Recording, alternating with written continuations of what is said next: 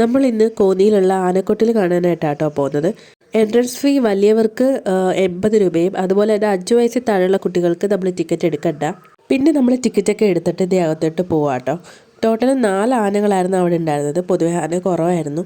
ഇതിന് മുന്നേ പ്രാവശ്യം നമ്മൾ പോയപ്പോഴത്തേക്കും ആനകൾ ഇതുപോലെ തന്നെ ഉണ്ടായിരുന്നുള്ളൂ കേട്ടോ, കുറവായിരുന്നു. ആനകളെല്ലാം തന്നെ അതിൻ്റെ തീറ്റയും കാര്യങ്ങളൊക്കെ കഴിച്ചുകൊണ്ടിരിക്കുക കേട്ടോ. ആനയുടെ പേരും അതുപോലെ വയസ്സും അവർക്ക് കിട്ടിയതിൻ്റെ ഡീറ്റെയിൽസും കാര്യങ്ങളും ഒക്കെ ആ ബോർഡിൽ എഴുതി വെച്ചിട്ടുണ്ടായിരുന്നു. 3 ആനകൾ ഒരു സൈഡിലായിരുന്നു ഇട്ടിട്ടുണ്ടായിരുന്നത്. പിന്നെ ഓപ്പോസിറ്റ് വേറെ ആന ഇട്ടിട്ടുണ്ടായിരുന്നു. കുറച്ച് ആളുകളൊക്കെ ഉണ്ടായിരുന്നു. കുട്ടികൾക്കൊക്കെ എനിക്ക് തോന്നുന്നു ഭയങ്കര ഇൻട്രസ്റ്റിംഗ് ആയിട്ട് തോന്നും. കുട്ടികളുമായിട്ട് തന്നെയായിരുന്നു ഒരുപാട് ഫാമിലീസ് വന്നിട്ടുണ്ടായിരുന്നത്. പിന്നെ ഓപ്പോസിറ്റ് സൈഡിൽ ഇതാ ഈ ഒരു ആനയെ പ്രത്യേകം മാറ്റിയിട്ടിട്ടുണ്ടായിരുന്നു. മതപ്പാട് ഇളകി നിൽക്കുകയാണെന്നോ അടുത്തോട്ട് പോരുതെന്നോ അവിടെ എഴുതി ഒട്ടിച്ചിട്ടുണ്ടായിരുന്നു കേട്ടോ. അതിൻ്റെ ഇപ്പുറത്തായിട്ട് പ്രത്യേകം കയറൊക്കെ വലിച്ച് കെട്ടിയിട്ടുണ്ടായിരുന്നു അതിൻ്റെ അടുത്തോട്ട് പോകാതിരിക്കാനായിട്ട്. പിന്നെ നമ്മൾ കുറച്ച് നേരം ആനയൊക്കെ കണ്ടിട്ട് അവിടെ നിന്ന് അങ്ങോട്ടും ഇങ്ങോട്ടും നടക്കാനായിട്ട് കുറേ സ്പേസുകളുണ്ട് കേട്ടോ. അപ്പോൾ അങ്ങോട്ടേക്ക് ഇറങ്ങി നല്ല ഭംഗിയാണ് ഇത് അറേഞ്ച് ചെയ്തിരിക്കുന്നതൊക്കെ കാണാനായിട്ട്. ശരിക്കുള്ള ആനയേക്കാൾ ആനയുടെ പ്രതിമകൾ ഒരുപാടുണ്ട് കേട്ടോ ഇതിനകത്ത്.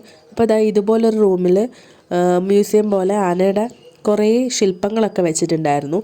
പല മെറ്റീരിയൽസിൽ ഉണ്ടാക്കിയിട്ടുള്ളത് നല്ല ഭംഗിയായിട്ട് അറേഞ്ച് ചെയ്ത് വെച്ചിട്ടുണ്ട് കേട്ടോ. അതുപോലെ ആനയുമായിട്ട് റിലേറ്റ് ചെയ്തുള്ള ബുക്ക്, അങ്ങനെ കുറേ സംഭവങ്ങൾ ഇവിടെ ഉണ്ടായിരുന്നു.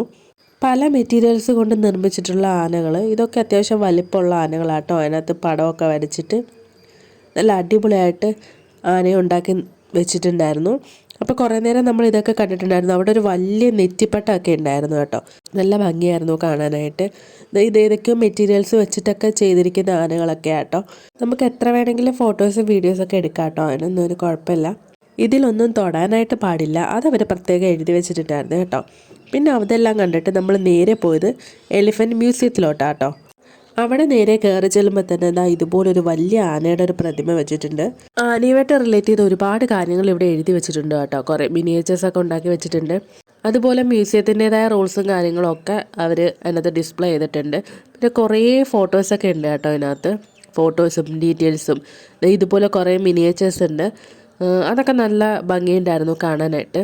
ആനയെ കൊണ്ടുവന്ന് അവരതിനെ മെരുക്കുന്ന രീതി അതൊക്കെ മിനിയേച്ചറായിട്ട് ഇവിടെ കൊടുത്തിട്ടുണ്ടായിരുന്നു. പിന്നെ ബാക്ക്ഗ്രൗണ്ടിൽ ഇതുപോലെ വലിയ പിക്ചേഴ്സൊക്കെ ഉണ്ട് കേട്ടോ. പിന്നെ ആനയുടെ അസ്ഥി കൂടെ ഉണ്ടായിരുന്നു.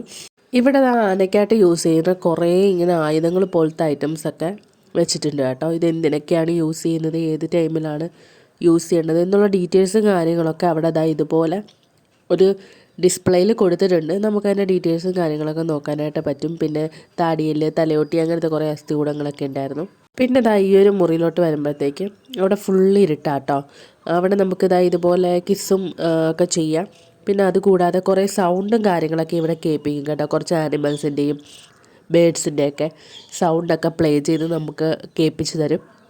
അപ്പോൾ കുറേ നേരം നമ്മൾ അതൊക്കെ നിന്ന് അവിടെ നിന്ന് കേട്ടിട്ടുണ്ടായിരുന്നു. കുട്ടികൾക്കൊക്കെ നല്ല ഇൻട്രസ്റ്റിംഗ് ആയിട്ട് തോന്നും കേട്ടോ ഇതെല്ലാം കേൾക്കുമ്പോഴും കാണുമ്പോഴും ഒക്കെ.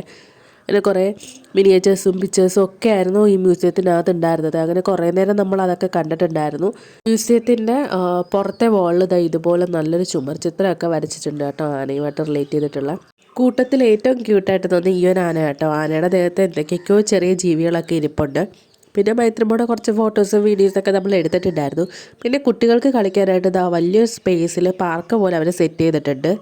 കുറച്ച് നേരം പിന്നെ മൈത്രിമോളെ നമ്മൾ അതിനകത്തൊക്കെ കയറ്റിയിട്ടുണ്ടായിരുന്നു. പക്ഷെ ഭയങ്കര വെയിലായിരുന്നു. പല സ്ഥലങ്ങളിൽ അവിടെ ആയിട്ടൊക്കെ പല രൂപത്തിൽ നിർമ്മിച്ചിട്ടുള്ള ആനകളൊക്കെ ഉണ്ട് കേട്ടോ. പിന്നെ നല്ലൊരു ഗാർഡൻ തന്നെ അവർ സെറ്റ് ചെയ്തിട്ടുണ്ടായിരുന്നു. എന്തായാലും അതൊക്കെ കണ്ടിട്ട് പയ്യെ നമ്മൾ വീട്ടിലേക്ക് പോകാനിറങ്ങി.